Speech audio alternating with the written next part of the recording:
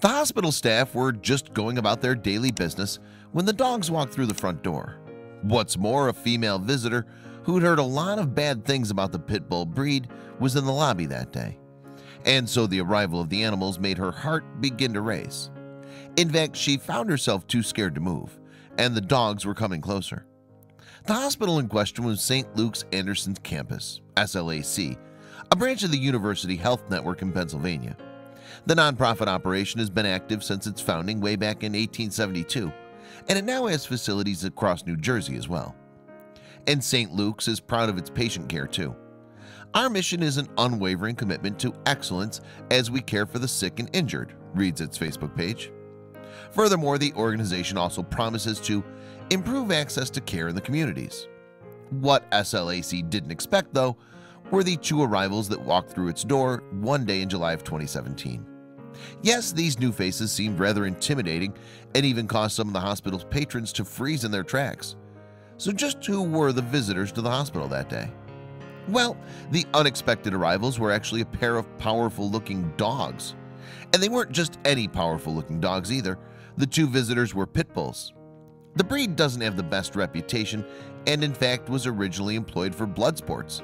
But while the barbaric practice has long since been made illegal, the media is still rife with stories of pit bull attacks. It's completely understandable then that some people in the hospital were stunned into stillness by the pair. Indeed, as can be seen in the footage captured by SLAC security cameras as events unfolded, it seemed that the two dogs caused some apprehension by their mere presence alone. Yes, the pair of pooches caused quite a stir when they wandered into the lobby of the SLAC's cancer center. And the doggy duo didn't stop to ask for directions either, as they headed past a bemused-looking woman at the entrance. So, did these savage animals attack the hospital visitors and staff? Well, thankfully, the only danger that the pooches posed was potentially hitting someone with their wagging tails. Yes, the pair were pretty placid, and they subsequently headed further into the building, where they found someone to ask about a therapy dog vacancy. The hospital employee had other ideas, though, and tried to show the dogs to the door. The pit bulls then followed their escort back to the lobby, but it turned out they had no intention of leaving. Instead, the dogs dashed off down a corridor and vanished out of sight, much to the amusement of the woman who had arrived behind them. But while the pair of pooches may have seemingly vanished like Houdini, SLAC's cameras were still following their adventures, and the duo had now found their way to the pharmacy to see if they could get a prescription for some fuss and belly rubs. What's more, the room was empty, so they didn't even have to wait in line.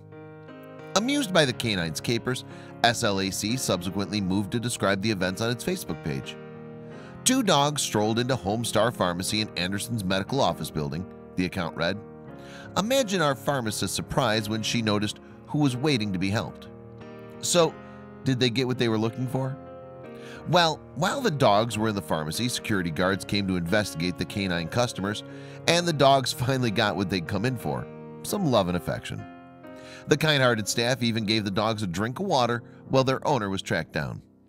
Security subsequently put some leashes on the dogs and attended to the animals' every need until the police arrived.